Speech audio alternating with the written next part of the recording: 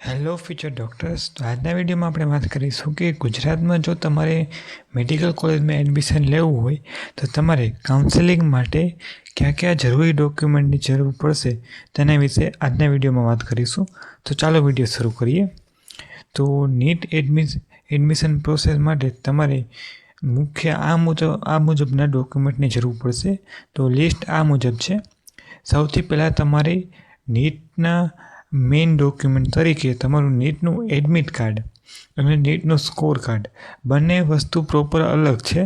નીટનું admit card એટલે કે જે તમે લઈને પરીક્ષા આપવા ગયેલા હતા, તમારી પાસે તેની ઝેરોક્સ હશે, અથવા એડમિટ કાર્ડ જે તમે એક્ઝામ દ્વારા જ્યારે આપવા ગયેલા ત્યારે તમે ત્યાં બતાવેલું અને તેના બાદ તમે એક્ઝામ આપેલી, અને સ્કોર કાર્ડ કે જે તમારું રિઝલ્ટ આવેલું છે કે જેમાં તમારે કેટલો રેન્ક છે, કેટલા માર્ક આવ્યા છે તેની વિશે માહિતી આપેલી છે, તેને સ્કોર કાર્ડ કહે છે. તો આ મેઇન બે ડોક્યુમેન્ટની જરૂર પડશે તમારે એડમિશન માટે. તો તેમની તમારે ઝેરોક્સ કોપી કાઢવાની છે. અને શૈક્ષણિક ડોક્યુમેન્ટની વાત કરીએ તો તમારે શૈક્ષણિક ડોક્યુમેન્ટ એટલે કે એકેડેમિક ડોક્યુમેન્ટમાં તમારે ધોરણ 10માની માર્કશીટ કે જેમાં તમારે જન્મ તારીખ લખેલી હોવી જોઈએ, ડેટ ઓફ બર્થ પુરાવા સાથે લખેલી હોવી જોઈએ. 90% કેસમાં તમારે જન્મ તારીખ લખેલી જ હોય છે 10માની માર્કશીટમાં. અને 12માની માર્કશીટ પણ તમારે જરૂર પડશે.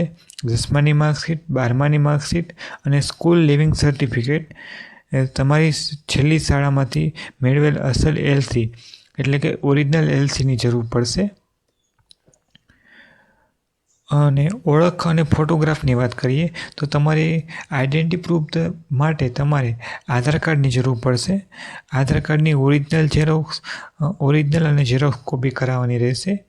અને તમને જ્યારે પણ તમે નીટ એક્ઝામનું ફોર્મ ફિલઅપ કરતા હશો ત્યારે તમને ઘણી ફેકલ્ટી દ્વારા તમને જણાવેલું કે તમે તમારા પાસપોર્ટ સાઇઝ ફોટાની 8થી 10 કોપી કરાવજો, જેથી તમને એડમિશન પ્રોસેસમાં વાંધો ન આવે.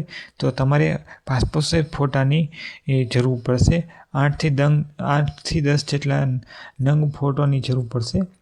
શક્ય હોય તો નીટ ફોર્મમાં જે તમે પાસપોર્ટ સાઇઝ ફોટો આપેલો તે જ અપલોડ કરવો, જેથી તમારે કોઈ પ્રોબ્લેમ ના આવે અને મેડિકલ કોલેજ એડમિશન પ્રોસેસમાં ક્યાંય મૂંઝવણ કે અટવાઈ ના જાઓ. અને કેટેગરી પ્રમાણપત્ર, જે બી વિદ્યાર્થીઓ કેટેગરી મુજબ આવતા હોય, જેમ કે એસસી કેટેગરીના સ્ટુડન્ટને એસસી કેટેગરીનું સર્ટિફિકેટ જોશે, એસટી કેટેગરીવાળાને એસટી કેટેગરીનું સર્ટિફિકેટ જોશે, ઓબીસી અને અથવા ઈડબ્લ્યુએસના ઉમેદવારોને તેમનું કેટેગરી સર્ટિફિકેટ જોશે.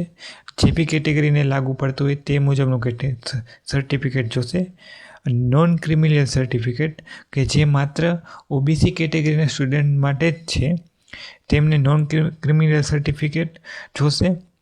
અને ફિઝિકલી હેન્ડીકેપ સ્ટુડન્ટ માટે એટલે કે જે શારીરિક દિવ્યાંગતા કેટેગરીમાં આવતા હોય તે વિદ્યાર્થીઓ માટે પીડબ્લ્યુડીનું સર્ટિફિકેટ જોશે.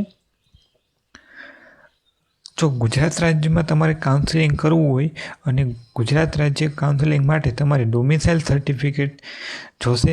તમે જો ગુજરાતના વતની છો અને તે સાબિત કરવા માટે, કારણ કે ઘણા વિદ્યાર્થીઓ ગુજરાતની બહારથી 11-12 સ્ટડી કરે છે, એટલે કે 11-12 બહારના રાજ્યમાંથી સીબીએસઈ બોર્ડ અથવા બીજી કોઈ કોલેજ સ્કૂલમાંથી પાસ આઉટ કરે છે, તો તેમના માટે ડોમિસાઇલ સર્ટિફિકેટ જોશે. અને જો એક્સ્ટ્રા ટીપની વાત કરીએ તો તમારે મેઇનલી ઉપરના તમામ ડોક્યુમેન્ટના 3થી 4 સેટ ઝેરોક્સના કરવાના રહેશે. એટલે તમારે 2 ફોલ્ડર બનાવવાના રહેશે, જેમાં એકમાં તમારે ઓરિજિનલ ડોક્યુમેન્ટ અને બીજામાં તમારે ઝેરોક્સ કોપી રાખવાની રહેશે. ઝેરોક્સ કોપીમાં બી તમારે 3થી 4 સેટ બનાવવાનો રહેશે, કે જેથી જ્યારે તમારે ડોક્યુમેન્ટની જરૂર પડે ત્યારે તમારે ઝેરોક્સ કરવા માટે જવું ન પડે.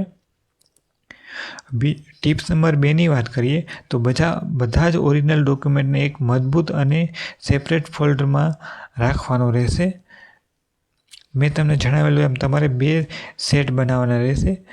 અને આ તમામ દસ્તાવેજોની તમારી એક સાયબર કેફેવાળા ભાઈ પાસે જઈને ત્યાં તમારે સ્કેન કરાવવાના રહેશે અને તમારે એક ગૂગલ ડ્રાઈવ પર અપલોડ કરાવવાના રહેશે. જ્યારે તમે ગુજરાતમાં રજિસ્ટ્રેશન કરો પિન પરચેસ માટે, કાઉન્સેલિંગ માટે જ્યારે રજિસ્ટ્રેશન કરાવશો ત્યારે તમને તે ડોક્યુમેન્ટ ઓનલાઈન અપલોડ કરાવવાના રહેશે. તો ત્યારે તમે તે જે ડોક્યુમેન્ટ સ્કેન કરશો તેની તમારે